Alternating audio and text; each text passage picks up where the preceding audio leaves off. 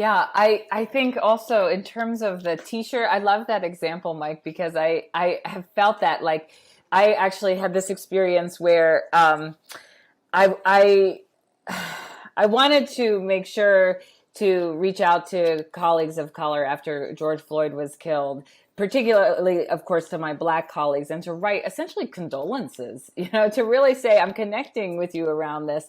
And there were some really important connections that happened through that, where I honored people's grief and shared my own. And then like a year later, I started seeing that kind of action be mocked on sitcoms where it's like, oh, another colleague telling me they're sorry Black people are being killed.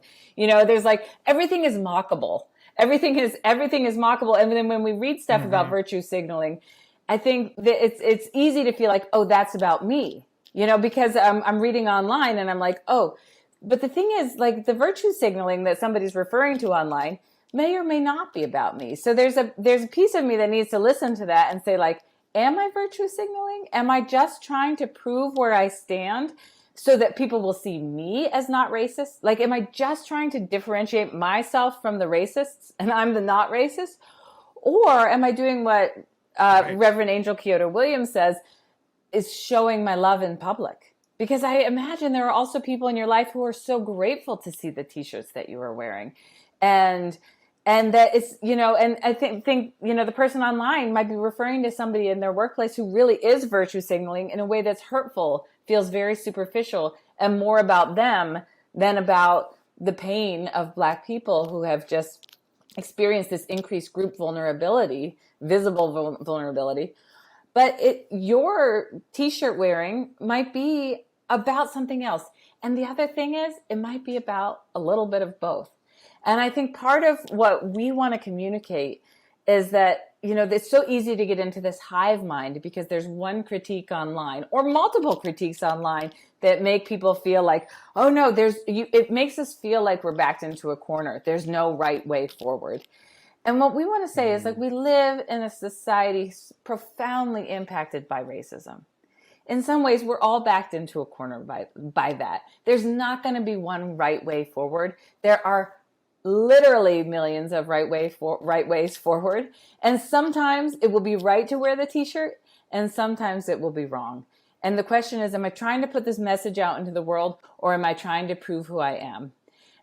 And so we want to invite people to just keep going back to the core value that is guiding the love message I'm putting out, or the grief message I'm putting out. So I said to a Black colleague of mine, I wanted to reach out to you at different times this year, because, like, particularly when the new Supreme Court justice was confirmed, because I was like, yes, a Black woman on the Supreme Court.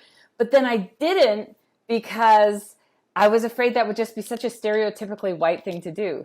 And she was like, maybe it is, but you are my friend. And that's something that we both celebrate, and so I have to also get over myself and just remember, fundamentally, I'm deeply rooted in relationships where I am a white person. I can't change that. And there's some stereotypes that go along with that.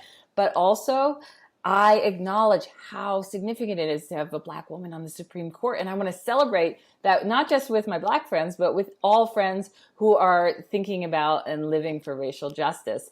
And so, but I'm with you, Mike, in that I have to, like, on a daily basis, do that work. And sometimes I have to call Eleonora and say, process this with me, because I want to get over myself here. I want to, and I don't want to just be silent, but I also don't need, I don't need to put the burden on my colleagues of color to reassure me, this is how you can show up, So, and that's why white people need each other, because sometimes we don't know how to be affirming. We don't know the right way to be supportive. And we can process that with one another, kind of in a white space, so that we can show up more fully in a multiracial space. Thank you so much for listening to this episode of the Delgado Podcast. As always, you can get the show notes, video links, and resources mentioned in this episode on my blog at mikedelgado.org. You can also get updates to new shows and get access to the full archive of past shows by following the Delgado Podcast on YouTube, Instagram, Twitter, and TikTok. And if you ever have suggestions for future topics or guests you want to hear from on this show, please reach out. My email is delgado@ucla.edu. Thank you so much for listening, and we'll chat more next time.